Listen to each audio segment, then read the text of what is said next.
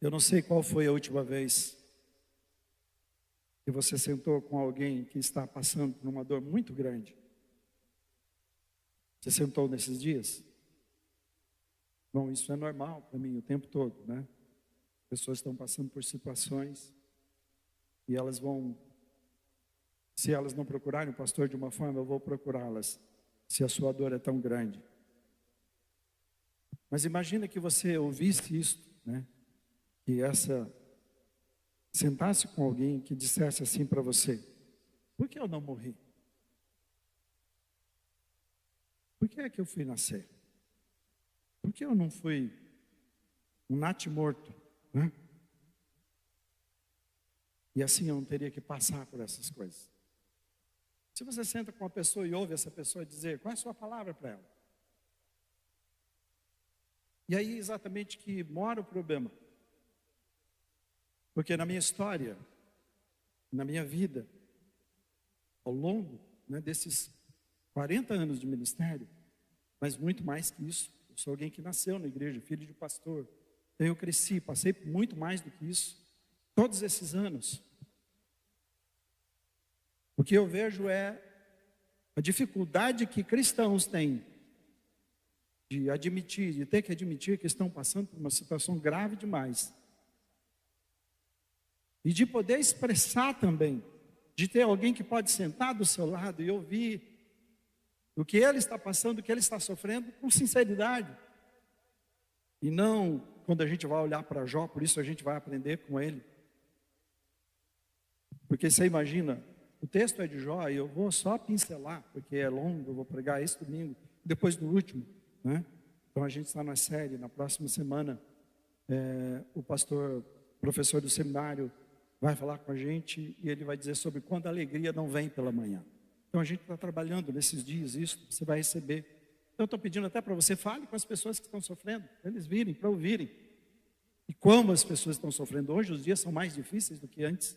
As pressões são mais grandes, são maiores sobre as pessoas. Como a Jamila falou de depressão, depressão é o mal do nosso século. Porque a pressão está grande sobre nós como nunca houve tanta. E para onde fugir, para onde correr? E muitas vezes correr para a igreja se torna um lugar difícil. Porque, como eu disse na minha vivência, você vai sentar com uma pessoa que não é do seu meio, que é um não crente, e ele vai escancarar a vida dele, ele não tem o que esconder, não tem, e ele fala e fala tudo o que está passando. E aí quando vai com a gente, cada um de nós, criou-se no nosso meio algo em que eu não posso falar, eu não posso dizer o que vão pensar de mim, o que vão achar da minha espiritualidade. Aí tem uns que elaboram, por exemplo, o luto, do jeito deles. E o cristão, possivelmente vai chegar alguém do lado, não chora não. Como não chora não? Como não sofre não? Outra coisa da gente chegar, abraçar e falar, vamos chorar. Então, se você senta com uma pessoa e a pessoa te fala isso é espiritual. É um crente dizer para ver, eu estou amaldiçoando o dia que eu nasci, eu não queria ter nascido. E aí, o que você faz? Eu devia ter morrido lá, no ventre da minha mãe. O João falou no domingo passado, no primeiro sermão, que as emoções não são um sinal de fraqueza espiritual. Elas são parte da jornada e elas podem ser usadas por Deus para nos fortalecer, para restaurar, para redirecionar a nossa vida. Então o importante é a gente não escondê-las, mas permitir que Deus nos encontre nesses lugares e cure o nosso coração. E hoje o segundo da série é que Deus não ignora, emoções que Deus não ignora, é que são 3 convites baseados na vida de Jó. São convites para a nossa alma, para a sua alma. Que eu e você precisamos olhar dessa forma e responder. E sair disso que a gente tem de ir. Não faz assim não, não age assim não, porque crente não é assim. Não, isso não fala de espiritualidade. Se você falar desse jeito, olha, né? Não sofre não, não chora não.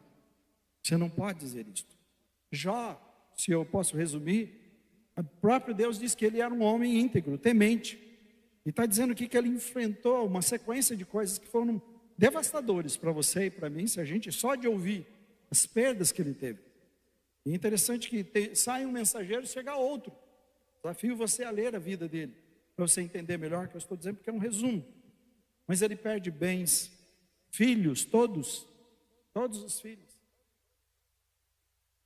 Não é perder um. Eu ouço de pai que perdeu o visto do meu pai pela primeira vez. Ele falou assim, a gente está preparado para os filhos sepultarem a gente. Mas a gente não está preparado para a gente sepultar um filho. Isso não é natural.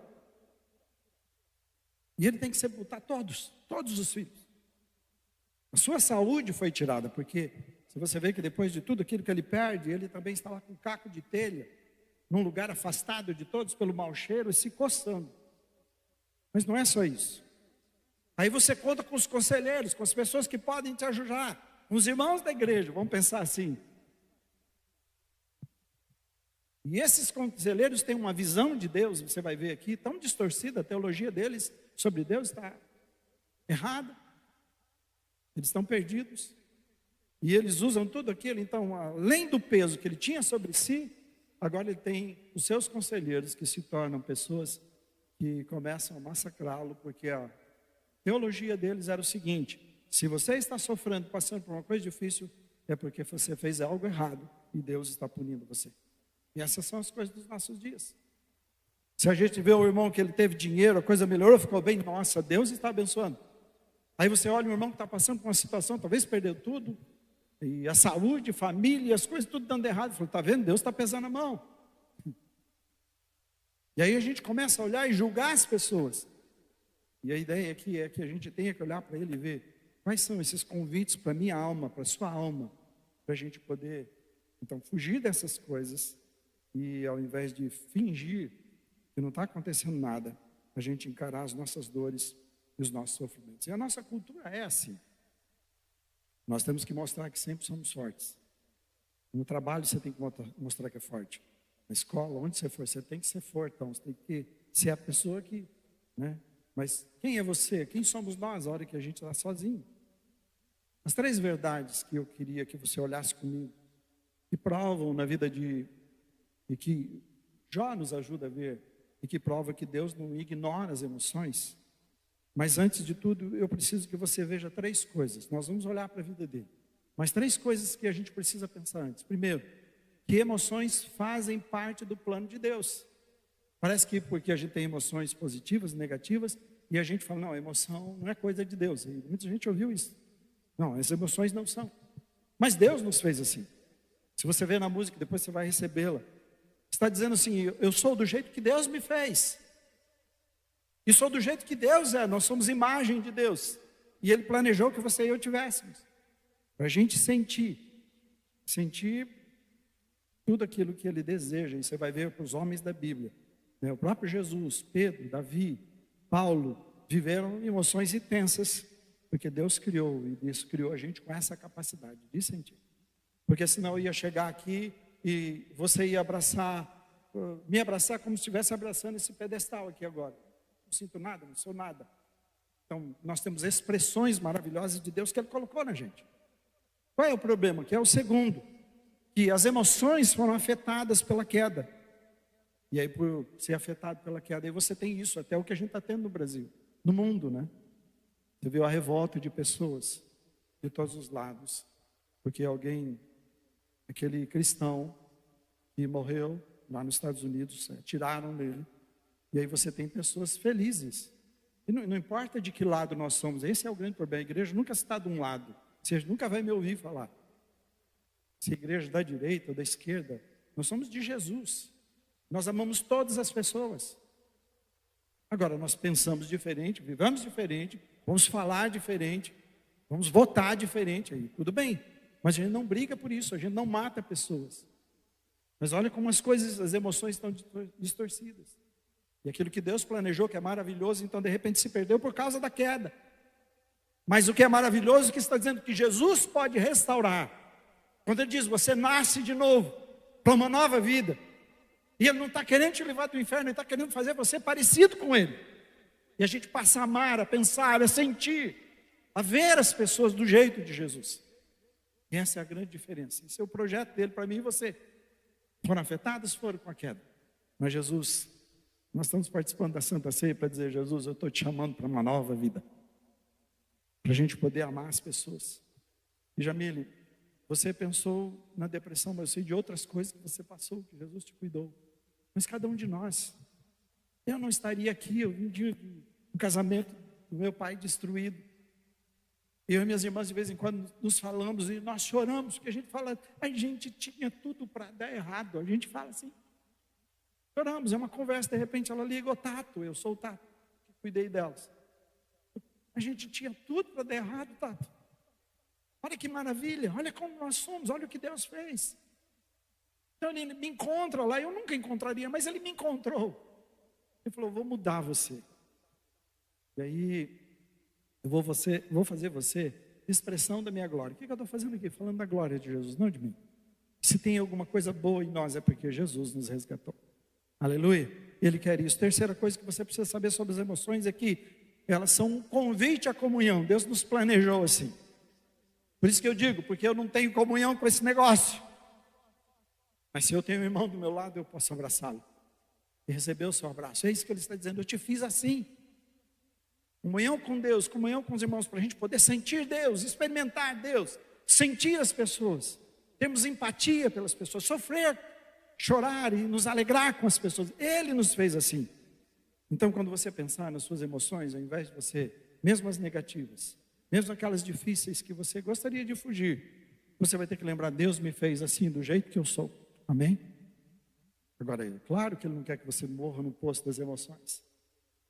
Ele quer controlar essas emoções, né? Por isso que o Espírito Santo nas nossas vidas faz isso. Eu acho interessante porque quando a gente vai para os Salmos, até para Lamentações de Jeremias, eu vejo que tem alguns salmos que você fala: não, aquele que habita no esconderijo do Altíssimo, mas, aí quando você vê Davi fala: não, meus inimigos me perseguiram, estou com raiva deles, né? Se eu pudesse eu matava. Se eu ouvisse, eu falei: por que isso está aí no Salmo? Por que Deus está registrando isso? Aí ele falou: olha, Senhor, aquele cara lá que está fazendo tudo errado, está dando certo. Eu que faço certo, está dando tudo errado. Você vê isso, aí você fala: como é que eu vou louvar a Deus desse jeito? E ele está falando: exatamente isso que eu queria que você entendesse. Nós somos dotados de emoções. Deus sabe disso e Ele fala: você vai passar por todas essas coisas. Veja o que é que eles fizeram ao falar, não é só o que eles falaram, como aconteceu. Por isso que eu queria que você entendesse. Eu vou rapidamente aqui falar de 3 convites para a alma. E é: permita-se sentir, permita-se lamentar e permita-se ser autêntico nessa questão de emoções. Então, o primeiro convite à alma é: permite-se sentir. Você reconhecer emoções como tristeza, raiva, confusão, faz parte da jornada humana. Sabe uma das coisas mais importantes que eu acho? Todos os discípulos se encontram depois, né? Porque eles estão perdidos. É Maria Madalena que vê Jesus primeiro, mas eles estão perdidos. Jesus aparece para eles. Tomé não está. Jesus, e eles contam para Tomé. Tomé fala: conta isso para outro. Vocês lembram? Eu só farei, só crerei se ele. Vou crer em Jesus se eu puder tocar. Esse é o sentimento dele. Olha como ele está confuso. Olha o que ele está pensando.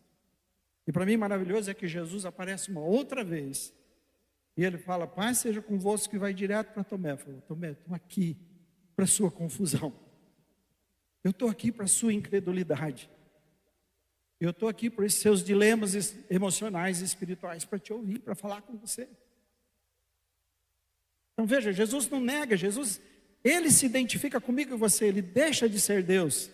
Porque se Ele fosse Deus, Ele não sentiria o que eu e você sentimos. Ele tinha que abrir mão. Então Ele abre mão de tudo, passa por tudo que passamos para dizer: te entendo. Amém, irmãos? Jesus nos entende. Jesus sabe o que se passa. Está na hora da gente aprender a correr para Ele e falar com Ele, que é o que a gente vai aprender aqui. E o que Jó está dizendo, quando você olha para a sua vida? Você olha para ele, nesse ambiente, em tudo que ele passa, ele diz assim: eu não vou reprimir. Está em Jó 7:11, não tem no telão. Ele diz: eu não vou reprimir a minha boca. Ele diz: eu falarei na angústia do meu espírito. Espera lá. Sério? Não, se eu for fazer esse tipo de conversa, eu não vou ficar aqui não. Isso não é coisa de crente. Não, tem um irmão sofrendo, está na sua dor, ele está dizendo, fala. Quero te dar uma orientação no final sobre isso. Depois. E o que ele passou era tão grande, tão difícil. Foi Jó quem disse, em 3:11. Ele disse, por que eu não morri? Porque eu não morri ao nascer. E eu não pereci quando eu saí do ventre. Por quê? Interessante que Jó sentiu, e talvez esse seja o ponto mais alto, que a gente fala, você é crente, não fala isso não. E Deus não censurou Jó por isso. Veja bem, nós estamos falando num mês de emoções em que trata do suicídio. Se a gente pudesse conversar mais com as pessoas e deixá-las falarem, talvez você encontrar aqui pessoas que vão dizer, eu já pensei no suicídio. Você se assusta quando você conversa? Não acredito que eu sim. Outros vão dizer, eu penso todos os dias, eu tenho que lutar todos os dias contra isso. E a gente vai negando. O comentarista Matthew Henry, bíblico, ele diz assim, a aflição, ela não é pecado.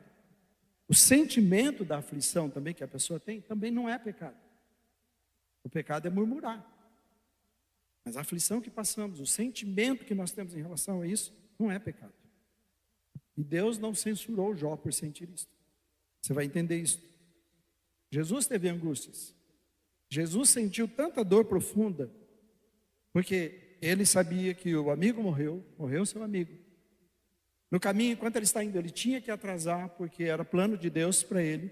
Eu imagino que como humano, a dificuldade. E quando Jesus chega, depois que já sabia que estava putrefado, o corpo cheirando mal, e ele chega, o que ele encontra e o que faz chorar é que Maria corre para ele.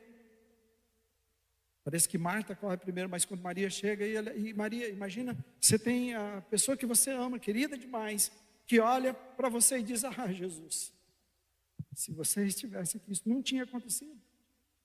Põe no lugar. E aí diz assim, Jesus chorou.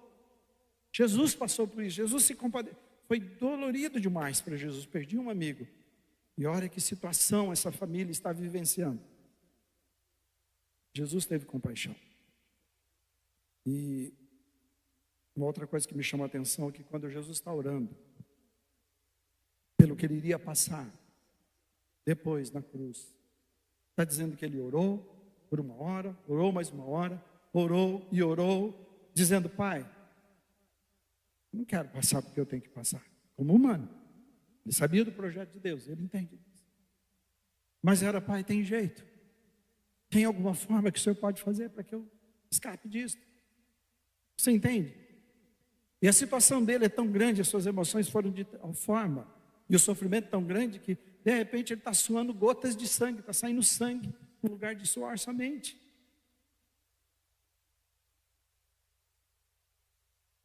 E você olha para a palavra de Deus, você vai ver assim, em nenhum momento Deus está escondendo.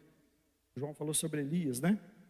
Ele não está escondendo a vulnerabilidade das pessoas em relação a tudo que enfrenta. Por isso eu citei Jó, Pedro, Tomé, cada pessoa que ele coloca.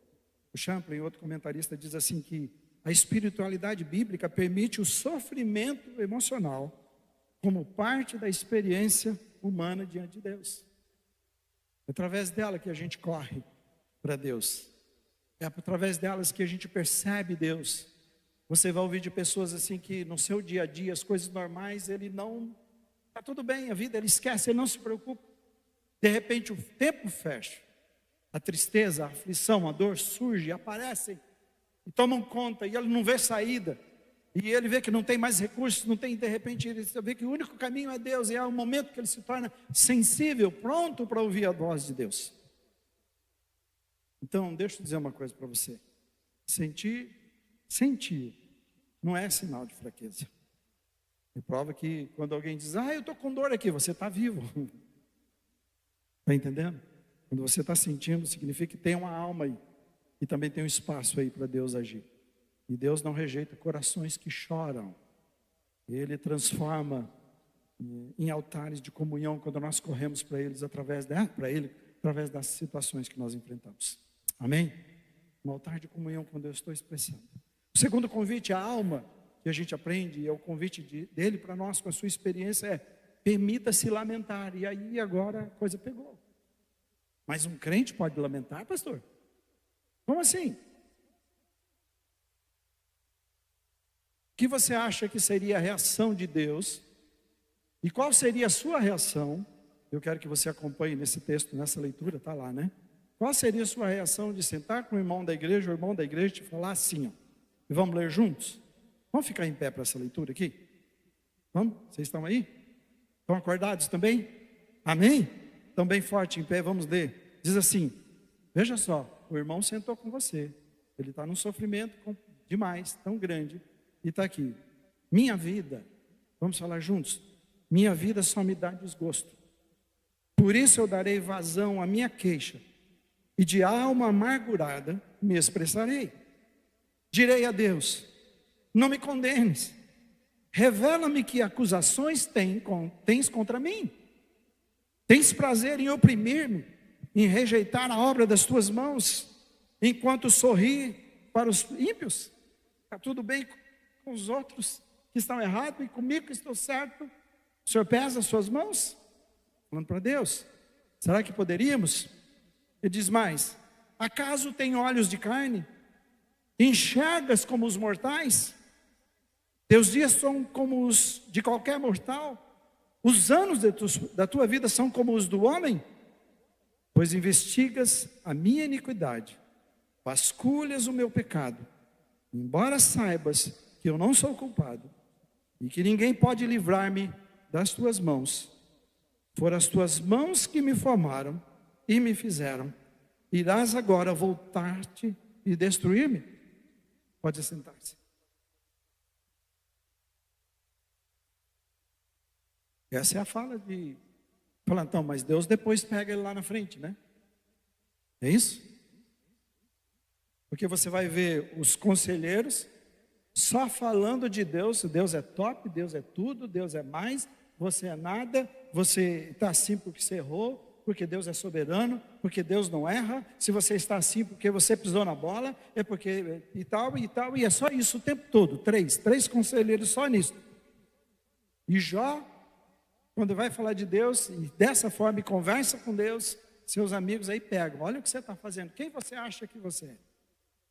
Mas antes que você ache que eu estou falando heresia, no capítulo 42, que é lá no final, no versículo 7, diz assim, que depois que o Senhor disse essas palavras, não essas aqui que eu falei, outras que ele disse a Jó, ele disse também ao Elifaz de Temã, um dos conselheiros, diz assim, parece que era o mais velho deles: eu estou indignado com você e com seus dois amigos, pois vocês não falaram o que é certo ao meu respeito. E eles falaram o tempo todo só bem de Deus, só bem de Deus, só bem de Deus. E ele falou: vocês não falaram o que é certo ao meu respeito. E aí, o cara que chorou, que reclamou, que lamentou, ele diz: como fez o meu servo Jó. Mesmo Jó lamentando, fazendo o que ele fez, lamentando a Deus, lamentando sobre Deus, a visão que ele estava tendo de Deus naquele momento, Deus não disse: olha, você errou, você errou. E lamentar como fez Jó, o comentarista diz assim, que lamentar como fez Jó é orar com lágrimas, é levar a dor para Deus sem filtro. Não falar com desrespeito com Deus, mas não ir maquiado. Deus sabe o que está se passando. Deus sabe até que você está confuso. Não se cobre por ser confuso, de não entender. E ele lamentou profundamente a Deus. E Deus disse assim: ele é justo, ele é justo. A sua mulher, no ímpeto de dor, disse assim: olha, e dor incomparável, inimaginável, não dá para a gente entender o que essa mulher passou. Então eu não estou culpando, mas ele perde isso também. Ela não pôde dar força para ele, ele tinha que ir. E ele ouve dela: amaldiçoa o seu Deus e morre. Tem muitas versões para esse amaldiçoa. Somente um autor acha que a palavra é maldição, mas ela não estava querendo dizer isso. Encerra aí com seu Deus e morre, e sai desse sofrimento. Mas independente disso, o que você vê em Jó é que ele não é um homem que amaldiçoa a Deus. Ele lamenta a sua condição, ele lamenta o que ele está passando. Então ele está dizendo assim, destaque que lamentar é melhor do que a gente endurecer o coração e fingir que há paz, que está tudo bem, e é o que muita gente faz. Na cultura bíblica, o comentário de Anderson é o seguinte, que lamento, ele diz assim, é uma forma legítima de oração, e que Jó fala o que é reto, apesar de tudo isso, mesmo quando questiona Deus, ele está sendo reto. É uma oração que ele faz. Champlin afirma que o lamento é parte da busca do sentido. Por que eu estou lamentando? Porque eu quero encontrar o que está havendo. Espera lá, eu estou olhando lá que está tudo certo, aquele cara comigo não está, Senhor. Essa é a coisa. E ele entende. Senhor, mas porque tudo vai bem ali, aqui comigo, parece que tudo que eu faço dá errado. Que há, claro. Eu não estou tirando as coisas que nós fazemos errado. Estou dizendo daquela pessoa que está sofrendo, que está buscando a Deus, fazendo as coisas da forma certa e as coisas não estão bem. Eu quero colocar para você aqui, murmurar e lamentar, pelo menos 3 coisas para você entender a diferença e para a gente ver por que a gente pode lamentar diante de Deus. Murmurar, esses escritores estavam colocando assim, é quando o coração, vamos falar junto? É quando o coração se rebela.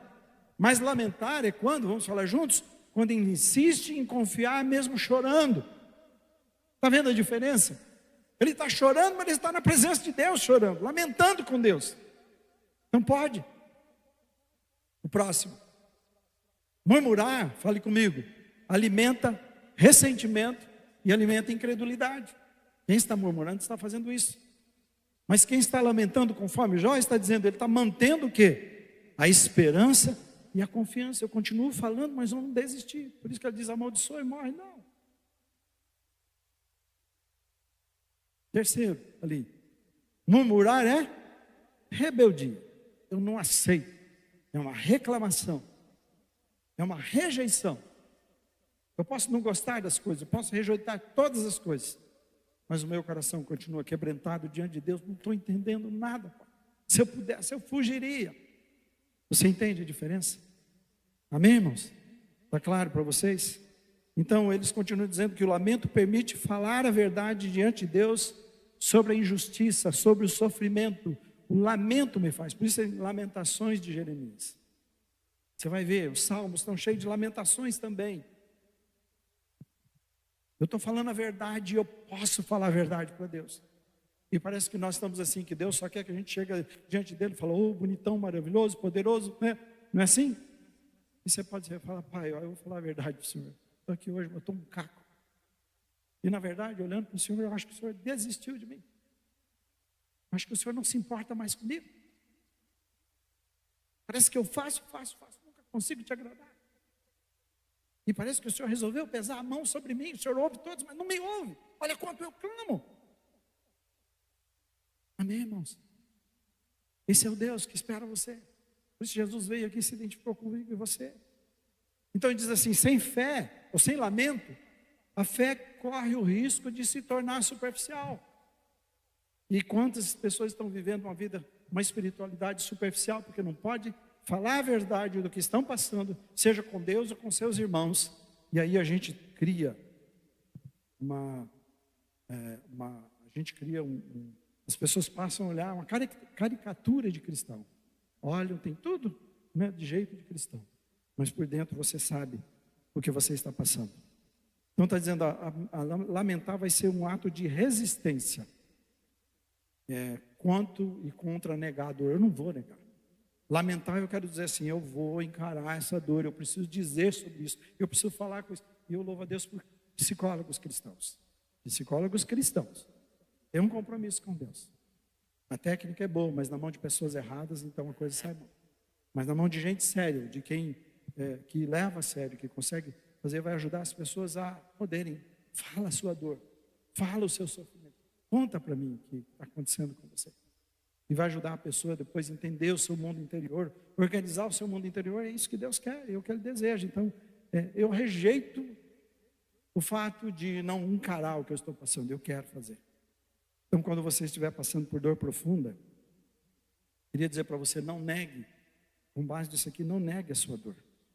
Não esconda a sua dor. Corra para a presença de Deus, fala para Ele, conta tudo. Como aquele filho que corre em angústia conversando com seu pai. Mas eu queria dizer para você que é irmão, eu fiz isso essa semana. E eu queria orientar você a fazer. Quem é o irmão ou a irmã que está passando por uma situação difícil, vai lá emprestar seus ouvidos, no bom sentido, o seu coração, a sua compaixão. E fala, vamos chorar aqui, meu irmão, conta, lamenta comigo, eu quero ouvir você, fala da sua dor. A gente só quer contar coisas boas para as pessoas, mas está cheio de gente precisando, talvez você aqui, precisando abrir seu coração para alguém e dizer, rapaz, eu quero lamentar aqui o que eu estou vivendo. E alguém que possa chorar com você. Senão nós não somos igreja, irmãos. Você ouviu isso? Senão não somos igreja. E não é só eu que faço isso, todos nós devemos fazer. Alguém perdeu? Quantas pessoas perderam? Geraldina perdeu. E a sua família? Cristiane e a sua família, o Júnior perdeu. Se eu mando alguma coisa lá, quando eu estou orando, mandei. Aí você ouve assim, nossa, eu estava precisando demais. Não é essa a ideia? É assim. Conta. A hora que você puder, fala. Vamos sentar, eu quero te ouvir. Como é que isso está sendo para você? Como é que você está passando isso? Sabe qual é o problema que a gente fala de luto? Estou terminando rápido, tudo bem? As pessoas em geral se preocupam tanto de, preciso ir no sepultamento. Aí eles vão. O problema da pessoa não foi esse. O problema é a hora que ele voltar para casa. Para alguns. E vai perceber o vazio. Vai sentir o cheiro. Vai ver a roupa. Vai ver a falta. O café que tomava, as coisas que passavam. É um momento de dor. Então, mas nós já fomos no velório, né? Já fizemos. Você está entendendo? Eu vou pedir para você, saia daqui. Irmão, procure o irmão que passou por essas coisas e fala, quero ouvir você de verdade. E quero chorar com você de verdade. Quero lamentar com você de verdade. Não passe sozinho. E eu queria dizer para você que está sofrendo, não passe sozinho. Não tenha vergonha de encontrar alguém de verdade que quer te ouvir. E chora, fala tudo que está doendo. E depois vamos para os pés de Jesus. Não, Jesus, está doendo. Jesus, não posso fazer, não posso mudar. Mas o Senhor é o Deus de toda graça, de toda consolação. Muda essa situação. Amém? Eu estou te dando uma coisa prática. Você que está passando, lamente, com Deus e com alguém que tenha um bom ouvido, de verdade. Mas você que está vendo alguém passando, olha, é prático. Vai para essa pessoa. Abraça, chora com ela. Terceiro e último. Terceiro convite à alma é, vamos falar juntos? Permita-se.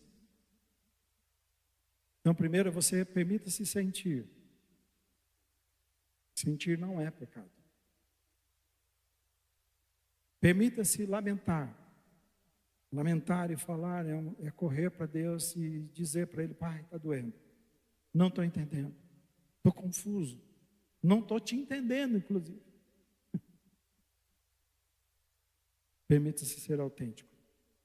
Deus não está pedindo máscaras, e aí eu acho que é um dia duro para nós. Não vou falar isso para o pastor, porque ele vai pensar que eu não sou tão santo. Um segredinho para vocês, eu sei tudo sobre vocês. Deus me conta. Não é para te assustar.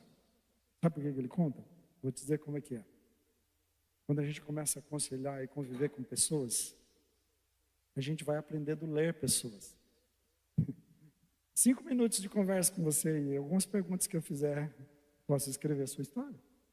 Você está entendendo o que eu estou dizendo? O médico, não é assim? Você fala, nunca me viu, mas você conta algumas coisas, ele já vai dizer para você. Faz esse exame, mais esse, faz aquilo e aquilo, vamos tratar isso na sua vida. Mais ou menos assim, comigo. E aí eu quero dizer para você uma coisa, não há nada que você conte para mim, que eu vou ficar surpreso. Sério, nada. Senão eu não posso ser pastor. Você entendeu isso? E assim a gente devia ser. Uns com os outros. corre, lamenta, conta. Ser autêntico. Jó foi honesto. Ele foi ousado. Diante dessa oração, ele foi ousado. Do jeito que ele falou com Deus. Ele foi verdadeiro. E foi essa autenticidade que Deus honrou. Os conselheiros são os caras da teoria. Os caras da leitura do documento, da palavra escrita. Jó é o homem do coração quebrantado, da religião verdadeira. E ele não se escondeu atrás de fórmulas, né? Porque é o que muita gente faz. Eles foram atrás de todas as fórmulas. Não, porque Deus é o Deus supremo. Você não pode falar com Deus desse jeito. Deus jamais erra. Deus jamais pune uma pessoa. E eles foram dando todas essas fórmulas que tem. Estava conversando com alguém que estava discipulando. Eu falei assim, eu sou diferente da nossa conversa quando eu estou lá na igreja? Não, você prega do mesmo jeito. Essa é a ideia. Por quê? E quando eu peço para algumas pessoas orarem, sabe que, pastor, eu não sei orar. Como assim você não sabe? Não, porque sabe qual é a ideia? Vamos orar? Então o cara vai vestir um negócio, oh Deus poderoso, grandioso, eterno. Aí o cara vira outra pessoa. E aí Deus pensa que Deus se engana com isso. Caricatura. Deus, obrigado, porque eu não sou igual a esse fulano aqui do meu lado. E aí chegou o coitadinho que também não sabe orar aqui, ninguém. Eu falei, é verdade, Jesus. Foi tudo isso que ele falou aí. Essa é a oração que Deus quer. Por isso que ele fala que ele quer ver em secreto. Porque no secreto a gente é sincero. Aí eu falei, é verdade, eu sou pecador, não mereço nem estar aqui na sua casa, mas me perdoa. Essa é a oração poderosa que Jesus quer. Oração que é verdadeira, que é o seu coração. Então quando eu falo, ora, você sabe orar. Por que você sabe? Opa, claro. O que você conversou comigo aqui? Tá bom, então fala para Deus. Eu acabei de conversar aqui que tal, e conta. É uma conversa. E não precisou fazer nada disso. E quantas pessoas não são autênticas e nem conseguem expressar porque acha que tem que se vestir de alguma coisa sobrenatural, poderosa, e agora o negócio caiu em mim aqui e eu vou fazer aquela oração. Jesus fala assim, para que senão eu vou vomitar em cima de você. Ele falou isso, para. Não vem na minha presença, não entrega a oferta que eu não quero. Mas ele diz, um coração quebrantado, um coração humilhado, eu não rejeito. Autenticidade diante de Deus. Amém, irmãos? Seja autêntico, vá para ele e fala, está aqui, eu estou rasgado, estou quebrado, estou acabado. Estou querendo desistir de tudo. Se um filho seu chegar e falar isso para você, o que você faz? Sai da minha casa. É assim? Você abraça, você chora, fala, pera filho, o que está acontecendo? E a sinceridade de Jó foi muito mais valiosa do que todos aqueles discursos teológicos daqueles homens. A gente precisa entender isso, que Deus quer de você e de mim. Champlin afirma que Jó representa o crente e não tem medo de ser verdadeiro diante de Deus, mesmo no meio da dor. Porque falar quando está tudo bem é fácil, né? Oh Deus, obrigado por isso, Senhor. Agora não queria te agradecer, não. Você entendeu a diferença? De verdade, eu nem queria conversar com o senhor agora, porque eu estou tão chateado, mas tão mal.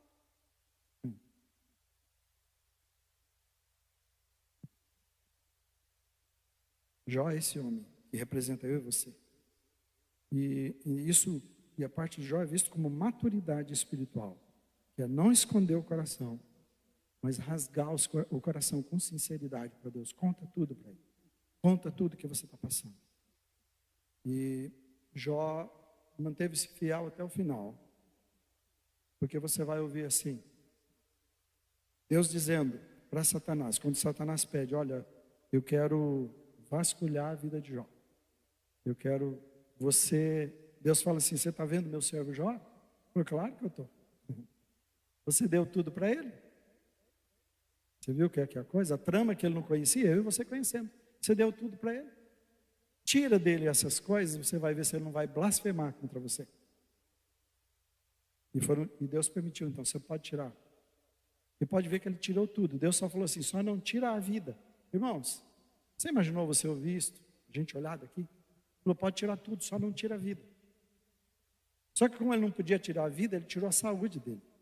Não podia matar. Melhor morrer, claro. Verdade? Eu também pediria. Está esse homem lá no caco de telha. Ele perdeu tudo. Foi tirando. E o que, quando você ouve a oração e quando você lê a oração de Jó, ele está dizendo assim, olha, nem que tudo, nem que a última coisa que me resta, que é a vida, for tirada, e ele não sabia disso, que Deus tinha dito, não tire. Ele fala assim, a única coisa que me resta for tirada, ele diz assim, eu sei. Você sabe continuar? O que é que ele sabia? Vamos falar bem alto? Eu sei que o meu Redentor vive. Só que não para aí. Ia dizer, eu vou vê-lo face a face. Eu estarei lá. Isso tem fim. Isso acaba. E a minha vida não se resume a isso aqui. Eu vou vê-lo face a face. E ele diz assim, pode tirar tudo de mim, mas não pode tirar a minha fé, a minha confiança, a minha dependência nesse Deus maravilhoso. Eu sei que ele vive.